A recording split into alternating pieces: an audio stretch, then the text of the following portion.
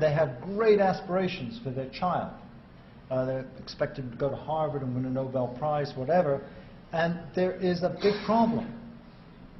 More often than not, the black children just don't do well in school. They don't do anything like what their parents did in school. And they bring in the psychologist and they find out that he's seems to have a lower IQ. Where did this lower IQ possibly come from? They gave him everything. And of course, you could blame white racism or black cultural attitudes, but it's predictable from regression to the mean because the children regress to the mean. This is very well known biological fact. You have a great racehorse that wins the Derby and all the other great events, and you put him out to stud. All his offspring, they're great horses, but they're nothing like the father that sired them. So there's regression to the mean, and it works at the other end. If you have very low IQ parents, the children actually do better than you might have expected because there's this biological regression. Or black children regress more towards the black mean, which is lower, than white children do. So it's a statistical argument, but it explains real-life phenomena.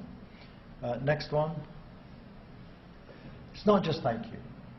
There are 60 other life history traits. So that if you put East Asians on one side, whites in the middle, and blacks at the other side, on IQ, which is where they fall out, it's odd that they also fall out on all these other traits, not just obvious ones like educational performance or criminality, but physiological variables. Things like hormone levels. Blacks have more testosterone. East Asians have less testosterone than whites. Blacks live less long than whites. East Asians actually live a little bit longer than whites. Developmental speed.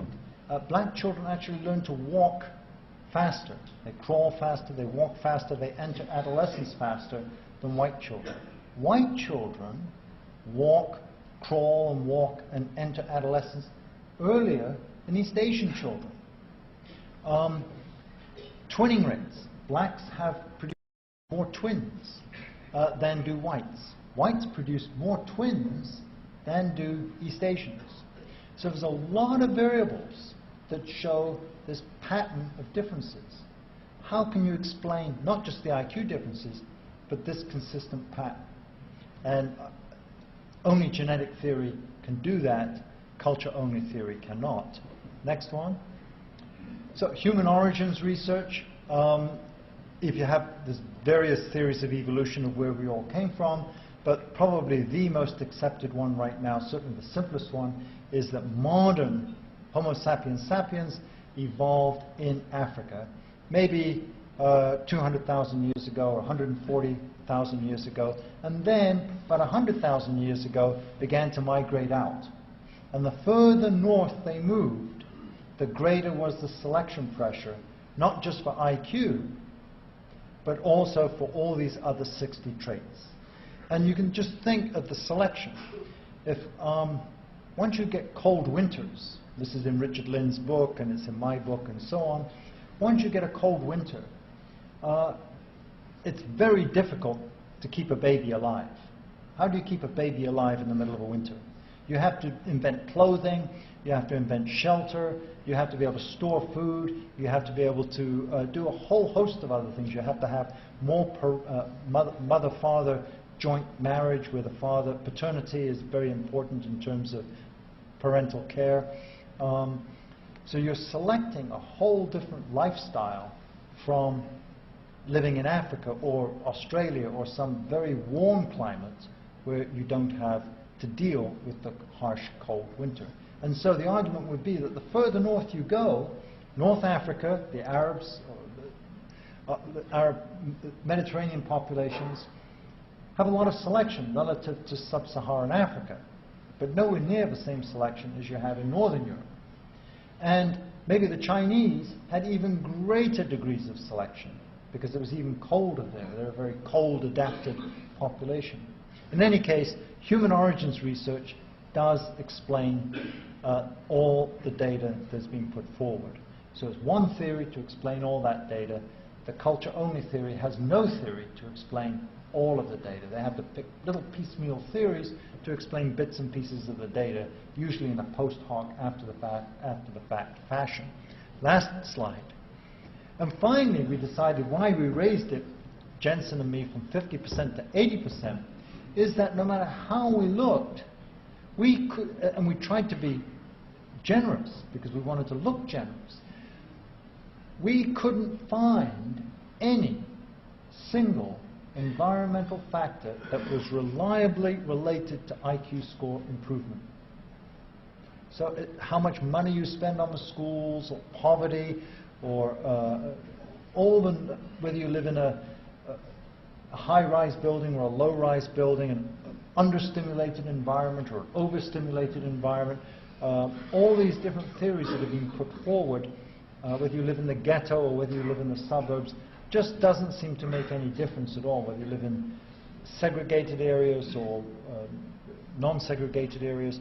All the different theories that have been put forward, and hundreds of millions of dollars spent on the basis of those theories, Head Start programs and so on, show no reliable improvement in IQ scores. So we had no option but to go with what Jensen calls the default hypothesis. We know that among white people, by adulthood, in reasonable environments like America or Western Europe, 80% of the variance in intelligence is genetic. And so Jensen basically argues that whatever, and this is very reliable, you won't find much argument from most behavior geneticists, even if they cringe at the racial aspect, they won't cringe at saying, yeah, it looks like 80% for adulthood. The causes of individual differences are the same causes for group differences.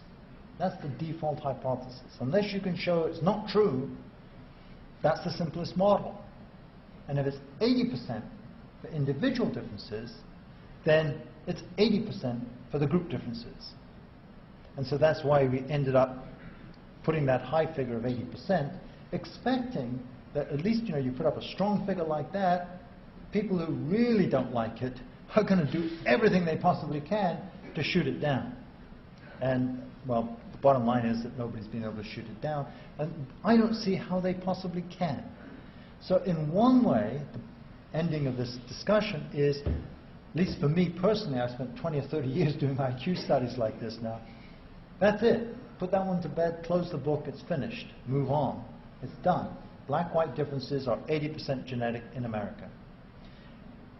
Does that end the IQ controversy? No.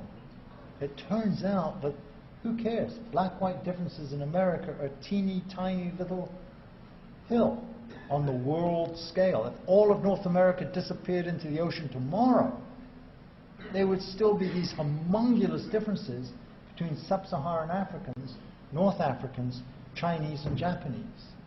And how do you explain those? Where do they come from? So IQ is here to stay as a problem and discussion group. That's it. Thank you very much.